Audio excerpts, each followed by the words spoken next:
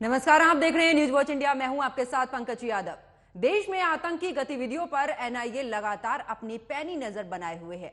कई शहरों में अब तक आईएसआईएस के आतंकी मॉड्यूल का खुलासा हो चुका है और अब महाराष्ट्र में एनआईए ने एक बड़ी कार्रवाई की है।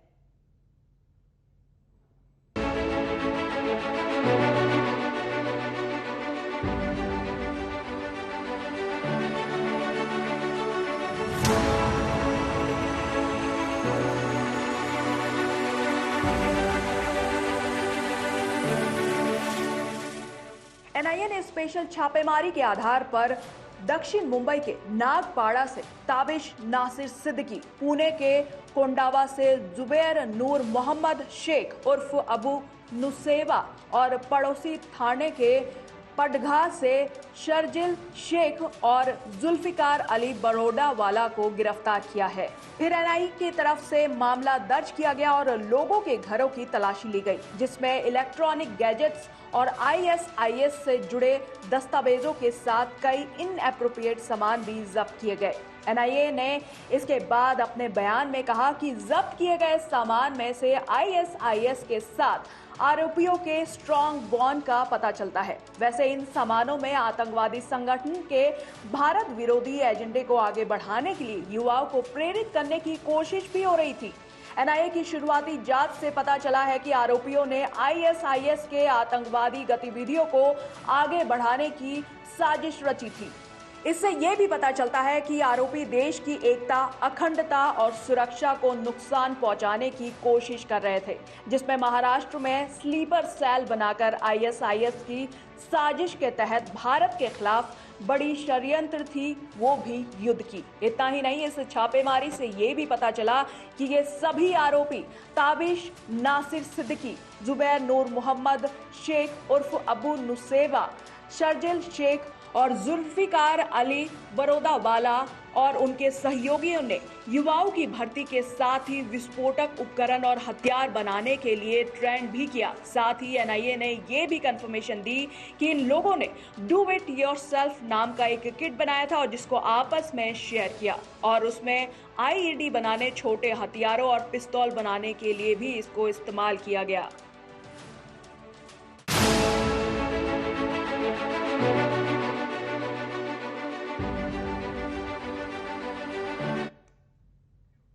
तो रिपोर्ट में आपने सुना कि आखिरकार किस तरीके से इस स्पेशल सेल का जो मॉड्यूल था उसको लेकर किस तरीके से कार्रवाई की गई, लेकिन इसी पर चर्चा करेंगे। उससे पहले आपको यह भी बता देते हैं कि आखिर स्लीपर सेल ये क्या होता है। दरअसल स्लीपर सेल यानी कि आतंकियों का वो दस्ता जो आम लोगों के बीच रहता है और आतंकियों के शीर्ष नेतृत्व से आदेश आने के बाद हरकत में आ जाता है। स्लीपर सेल में शामिल आतंकवादियों को पकड़ना काफी चुनौती भरा काम होता है। ऐसा इसलिए कह रहे हैं क्योंकि आम लोगों के बीच आम आदमी की तरह ये लोग रहते हैं, लंबे समय तक ये आम जिंदगी जी रहे होते हैं। हैरान करने वाली बात यह भी है कि भोले भाले लोगों का ब्रेन वॉश कर इस गैंग में शामिल करते हैं और इनको पकड़ना इसलिए भी मुश्किल हो जाता है क्योंकि ये आम लोगों के आसपास होते हैं। हो सकता है कि किसी स्टूडेंट या जॉब वर्कर के रूप में या आपके पास में मौजूद हो, मजदूर या रेडी पटरी लगाने वाले के रूप में आपके पास में मौजूद हो, या फिर यूं कहें कि किसी मॉल दुकान में भी नौकरी करने वाले या फिर कोई बिजनेस करने वाले लोग ऐसे भी हों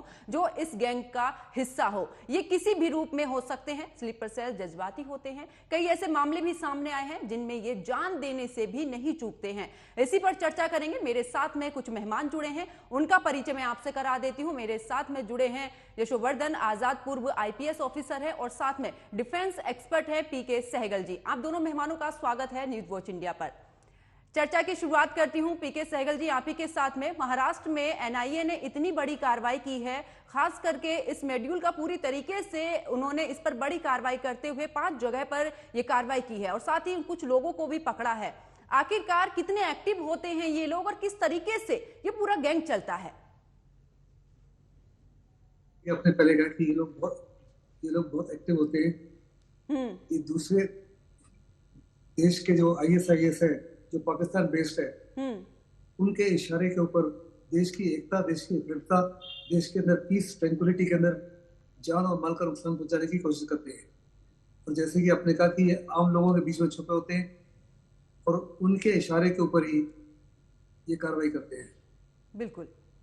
मैं एनआईए को बहुत बड़े पैमाने पे कॉन्ग्रेचुलेट करता हूँ कि उनको इनक्रेडिबल इंटेलिजेंस मिलता है, और इंटेलिजेंस को तोड़ने के बाद में उन्होंने 5 जगह पर रेड्स किए, पुणे में, मुंबई में और थाने में, और 4 लोगों को गिरफ्तार किया जो वास्तव में बड़े पैमाने पर हमारे युवकों को दिखा रहे थे। आम लोग जो वल्नरेबल हैं उनको अपने साथ जोड़ रहे थे और उनको सिखा रहे थे कि पिस्टल कैसे बनानी है, आईडी कैसे बनानी है और देश के खिलाफ कार्रवाई कैसे करनी है, खास करके स्लीपर सेल के रूप में। साथ ही साथ ये मीडिया के साथ भी जुड़े थे, एक एक्सप्लोसिव मीडिया जिसका नाम है वॉइस ऑफ हिंद, और वॉइस ऑफ हिंद को प्रकाशित किया जाता है क्योंकि सोशल मीडिया के ऊपर, जिसको प्रचारना बड़ा मुश्किल होता है। उसके बाद उसके ऊपर भी रेड्स किए गए कश्मीर में, क्योंकि कश्मीर में से ये मीडिया चलता है वॉइस ऑफ हिंद, और इसका मकसद है कि लोगों को भड़काना कि देश के खिलाफ कार्रवाई करे। मैं बहुत बड़े पैमाने पर एनआईए को एक किस्म से कॉन्ग्रेचुलेट करना चाहता हूँ कि पिछले 9 सालों में जब से ये सरकार आई है, देश में किसी भी जगह में कोई भी बड़ा हादसे को अंजाम देने से पहले उनको दबोच लिया गया है, चाहे वो हिंदुस्तान के पंजाब में हो, चाहे वो राजस्थान में हो, चाहे गुजरात में हो, चाहे महाराष्ट्र में हो, या कहीं भी हो, सारी जगह ही उनको इससे पहले कि किसी भी हादसे को बड़े को अंजाम दे सके, हमने उनको दबोच लिया है। It's a huge congratulation. और साफ तौर पे नजर आता है कि एनआईए के जो इंटेलिजेंस गैदरिंग है उसमें बहुत बड़ी जबरदस्त तरक्की आई है, और इंस्टेंटेनियस शेयरिंग ऑफ इंटेलिजेंस है, जिसके माध्यम से किसी प्रकार का कोई हादसे को अंजाम नहीं दे सके। पीके सहगल जी, क्योंकि जिस तरीके से आम लोगों के बीच में ये पूरी गैंग रहती है, किसी को भनक तक नहीं होती है। आम आदमी की अगर बात करें तो आम आदमी का तो इस ओर ध्यान ही नहीं जाता है कि हमारे आसपास में कौन है, कैसा व्यक्ति हमारे साथ में काम कर रहा है, इस पर बिल्कुल भी ध्यान नहीं जाता है। इन लोगों के अंदर एक नया जो सामने आया वो ये है कि अब ये रोबोट के माध्यम से ये सारी गतिविधियां, आतंकी गतिविधियों को अंजाम देने वाले थे, और कहीं ना कहीं इसको लेकर भर्ती भी चल रही थी, जो कि देश के अलग अलग राज्यों में ये लोग फैले हुए हैं। तो किस तरीके से एनआईए इस पर काम करती है, किस तरीके से इंटेलिजेंस इस पर काम करते हैं कि आखिरकार ये लोग पकड़े जाते हैं? देखो, हमारी इंटेलिजेंस काफी कमजोर थी, लेकिन मुंबई कांड के बाद में हमारी इंटेलिजेंस को बहुत इम्प्रूव किया गया, खास करके ये मौजूदा सरकार।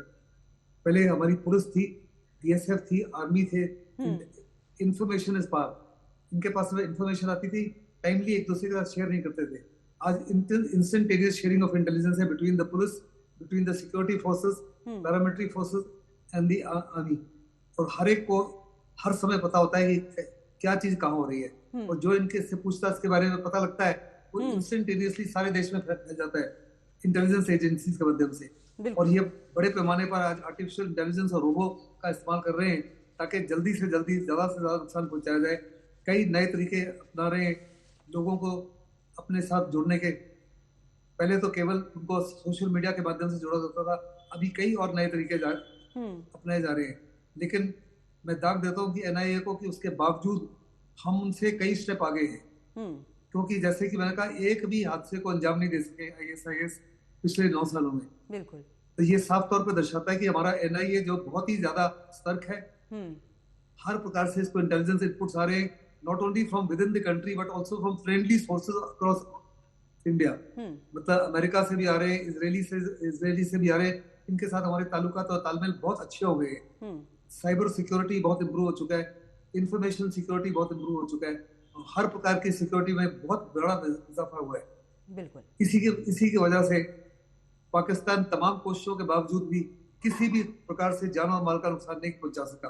और हिंदुस्तान ने साफ तौर पे पाकिस्तान को कहा है कि अगर किसी भी बड़े हादसे को आपने अंजाम दिया तो हम घुसकर आपके खिलाफ कार्रवाई करेंगे, बिल्कुल उसी माफी जैसे उरी के बाद किया था और जैसे पुलवामा के बाद किया था। बिल्कुल। और पाकिस्तान भी काफी ज्यादा बुखलाया हुआ है, घबराया हुआ है, क्योंकि साफ तौर पर उनको नजर आता है कि हिंदुस्तान की सिक्योरिटी फोर्सेस में दम है, हर प्रकार से सक्षम है, और लीडरशिप बड़ी डिसाइसिव है, और देश की एकता और अखंडता को किसी भी हालत में आंच नहीं आने देंगे। बिल्कुल। पीके सहगल जी, मैं आपके पास वापस लौटूंगी। पूर्व आईपीएस मेरे साथ में जुड़े हैं यशोवर्धन आजाद जी। यशोवर्धन जी, बहुत मुश्किल काम होता है पुलिस के लिए भी, क्योंकि आम लोगों के बीच में इस तरीके की गतिविधियां जो आतंकवादी करते हैं उनको पहचानना बड़ा मुश्किल का काम होता है। आखिरकार पुलिस किस तरीके से इस पर काम करती है, कितना मुश्किल भरा ये काम हो सकता है? और इंटेलिजेंस के तरीके मुश्किल है, और ना ही बताना भी चाहिए।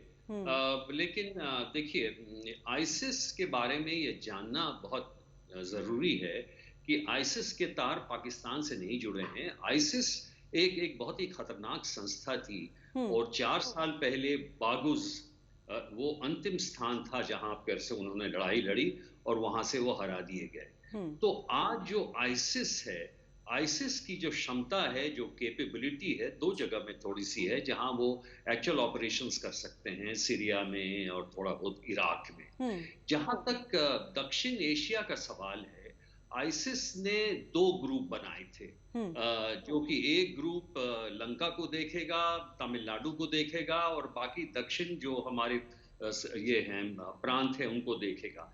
लेकिन उन्होंने एक आईसिस हिंद भी बनाया था, और जिसके तहत उन्होंने देश में जम्मू कश्मीर को छोड़ के, साउथ को छोड़ के ऑपरेशंस करने वाले थे। और जो आप कह रही थी उसी के तहत इसमें ये कुछ इनके जो स्लीपर सेल्स हैं वो ऑपरेट कर रहे थे।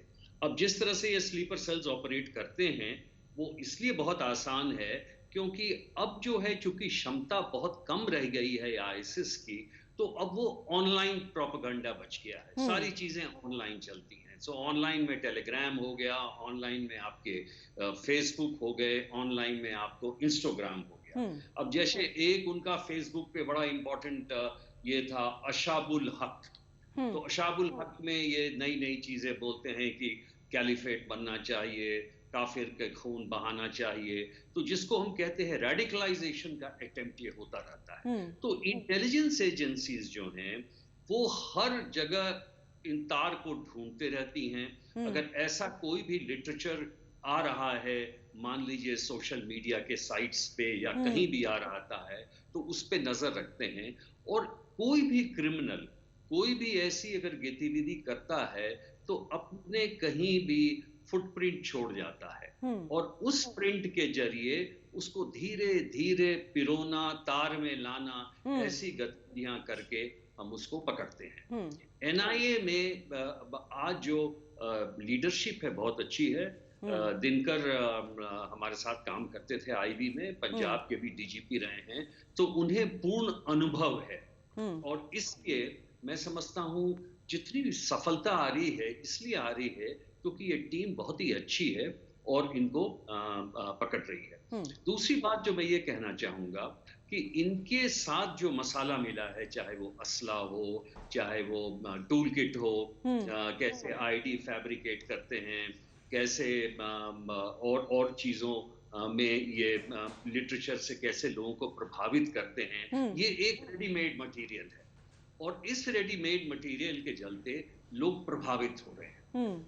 अब जो तीसरी बात कहना चाहूंगा वो ये है कि इंट्रोगेशन में, जैसे एक का नाम मुझे भी याद नहीं आ रहा है, याजदानी या कोई ऐसे व्यक्ति थे जो एक इंजीनियर था, और वो ऑनलाइन सोशल मीडिया से उनके जो साइबर सिक्योरिटी एक्सपर्ट थे ISIS, उनसे उसकी मुलाकात हुई और उसके तहत उसने एक कार्रवाई शुरू की यहाँ पे ऑपरेशंस करने के लिए, अटैक करने। तो जाहिर है ये इसमें किसी को पता नहीं चल सकता है अगर वो एनक्रिप्टेड प्लेटफॉर्म के तहत बात हो। लेकिन उसके बाद जो चीजें जो फैब्रिकेट करने के लिए जो कनेक्टिविटी होती है और लोगों से, उसमें अगर इंटेलिजेंस एजेंसी सतर्क रहती हैं तो वो किसी न किसी ट्रेल को पकड़ लेती हैं, और बाद में ये याजदानी पकड़ा गया। और इसलिए मैं ये कहना चाहूंगा कि काफी केसेस ब्रुकिंग्स इंडिया के अनुसार करीब 141 लोगों के तार जुड़े थे इससे। हमारे यहाँ से ज्यादा व्यक्ति नहीं गए, वेस्टर्न नेशन से बहुत ज्यादा गए, यहाँ से बहुत कम गए हैं। ये एक बहुत ही बड़ी सफलता है शुरुआत से ही।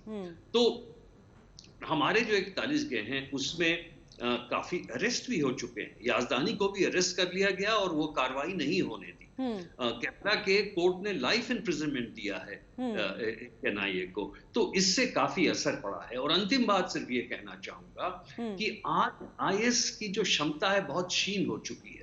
उनके अपने कार्डर्स भी उतने ज्यादा नहीं है, तो कभी आईपीएफ से संपर्क साधेंगे, कभी लेट का जो बचा खुचा कुनबा है उसके साथ ये करेंगे, और अधिकतर जो कार्रवाई है वो ऑनलाइन पे ही चलती रहेगी। और ऐसे ऐसे जो हैं तार हमें मिलते रहेंगे एनआईए के जरिए या और अन्य सिक्योरिटी एजेंसी। बिल्कुल। हर्षवर्धन जी, मैं आपके पास में वापस लौटूंगी। पीके सहगल, अगर बात की जाए, क्योंकि 26/11 का वो आतंकी हमला शायद ही उसे भारत के लोग भूल पाएंगे, क्योंकि वो ऐसा आतंकी हमला था जिसने सभी की रूह कपा दी थी। उस पर तमाम जांच कमेटी भी बैठी थी, उसके बाद देखा भी था किस तरीके से फांसी की भी सजा सुनाई गई थी कसाब को, तमाम गतिविधियां हमने देखी। तो क्या जिस तरीके से ये लोग काम कर रहे थे, क्या आने वाले समय में कुछ ऐसा हो सकता था अगर समय रहते नहीं पकड़े गए? अगर समय रहते नहीं पकड़े जाते तो ऐसे हादसे बार बार होते। लेकिन it was a wake up call for India. उसके बाद बहुत बड़े पैमाने पर हमने डिजास्टर मैनेजमेंट सेल्स बनाए, डिजास्टर मैनेजमेंट टीम बनाई, बहुत सारे इंप्रूवमेंट्स की, कोस्टल डिफेंस को इंप्रूव किया, नेवी को ओवरऑल इंचार्ज किया to make sure that this the coast line 7500 kilometre, the mainland 5000 kilometre and island territory 2500 is completely secure. बहुत बड़े पैमाने पर कोस्टल पुलिस को खड़ा किया, रेडार्स लगाए, कोस्ट गार्ड को काफी से ज्यादा मजबूती दी गई, नेवी को बड़े सारे सर्वेलेंस डिवाइसेस दिए गए, कोस्ट गार्ड को सर्वेलेंस डिवाइस दिए गए, कोस्टल पुलिस को दिए गए।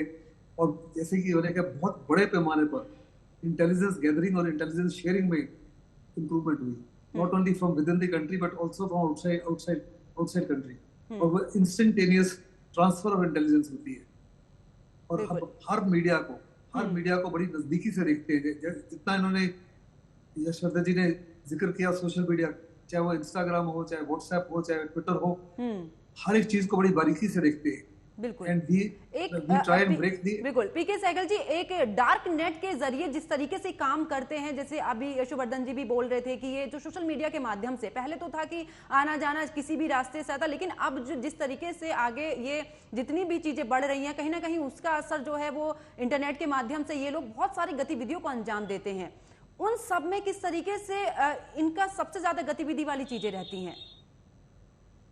आप बिल्कुल सही कह रहे हैं, लेकिन नोटिस कीजिए several steps ahead of them. वो अगर डार्कनेट का इस्तेमाल करते हैं तो हम भी उसी डार्कनेट का इस्तेमाल करते हैं to reach out to them.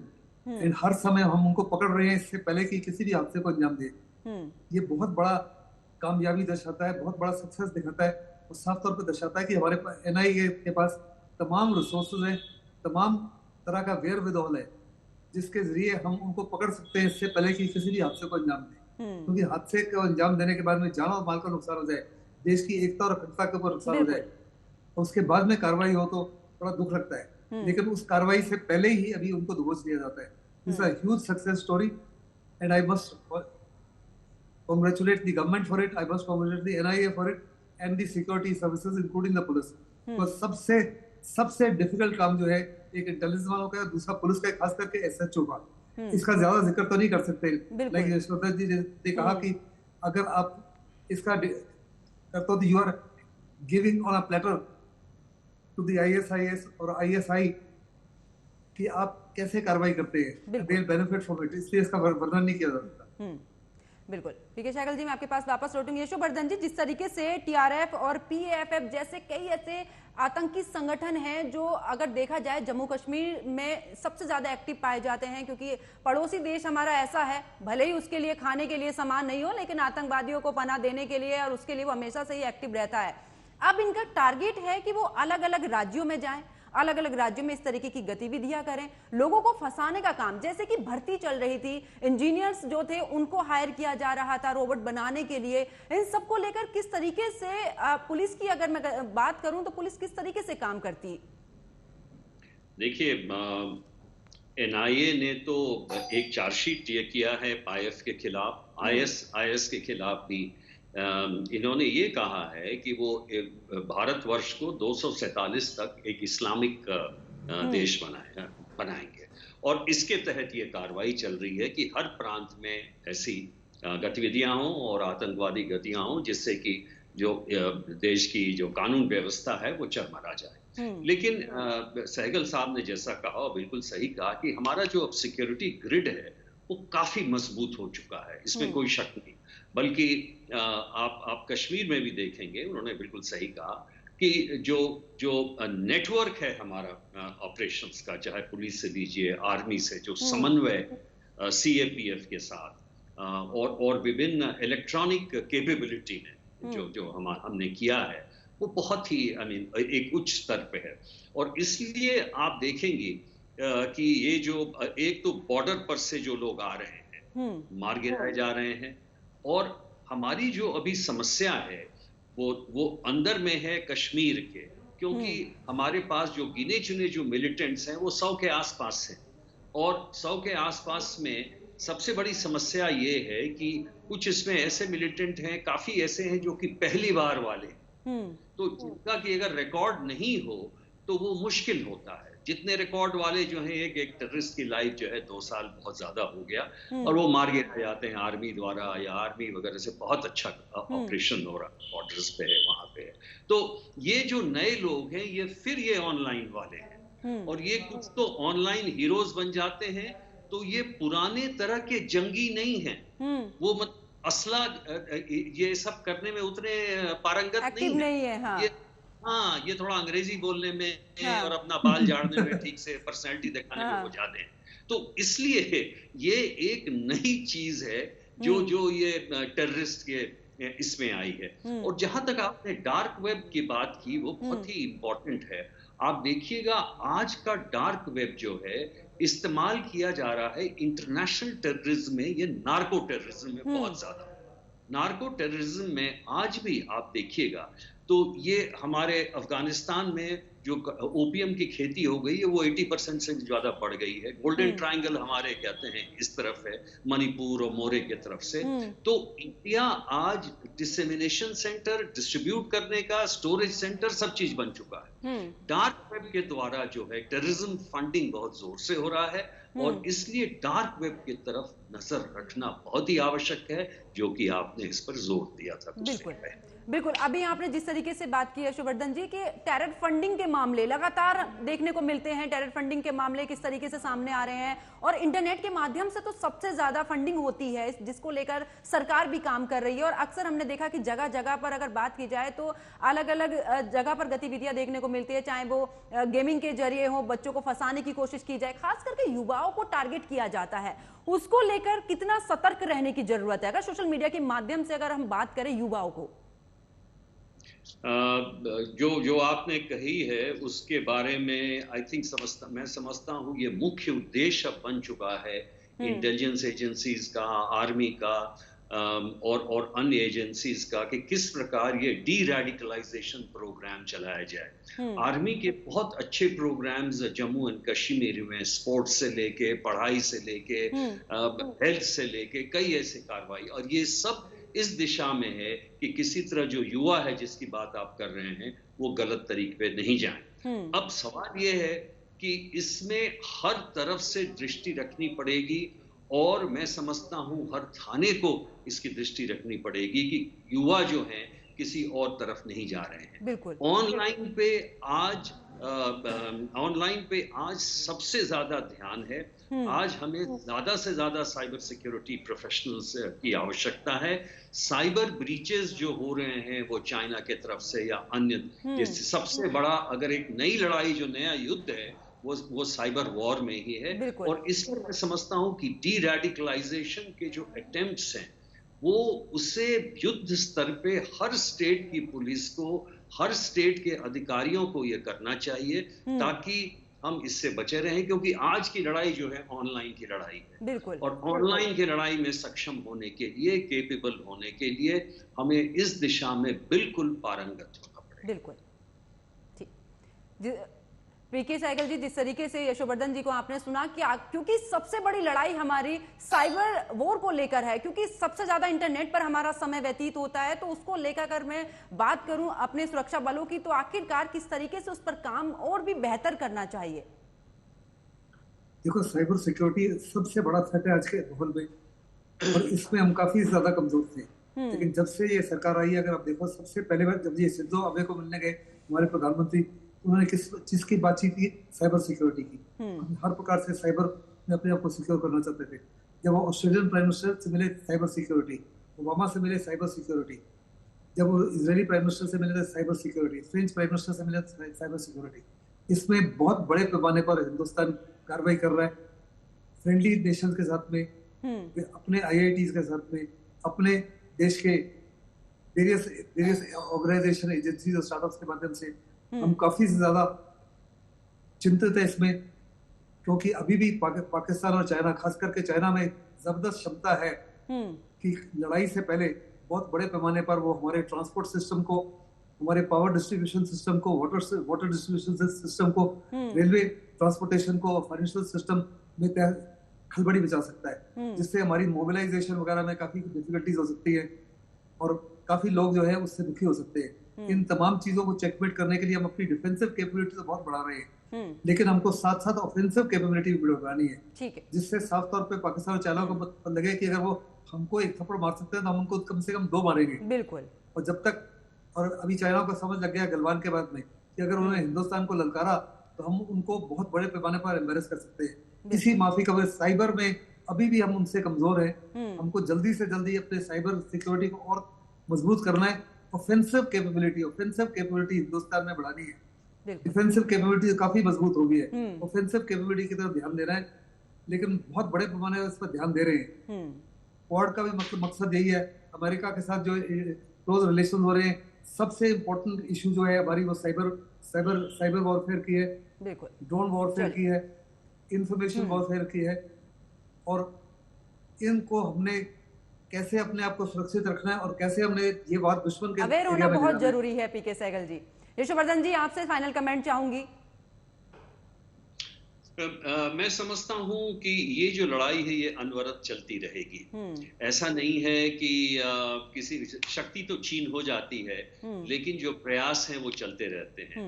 तो इसके जो बात आपने शुरू में ही पहले कही थी कि स्लीपर सेल्स तो चलते रहेंगे और इंटेलिजेंस एजेंसीज का काम भी चलता रहेगा। तो इसलिए ये जो पारस्परिक लड़ाई है ये चलती रहेगी, कभी हम ऊपर कभी वो ऊपर, लेकिन ऐसा लगता है कि सिक्योरिटी जो हमारा ग्रिड है वो इतना मजबूत हो चुका है, तो ऐसे ही अगर और कुछ प्रयास हमारे अगर सफल होते रहेंगे तो उनकी शक्ति बहुत ही क्षीण हो जाएगी, और हमें आशा है इससे NIA को एक और भी सफलता इसके बाद मिलती ही रहेगी। चलिए, बहुत बहुत शुक्रिया, आप दोनों मेहमान मेरे साथ में जुड़े।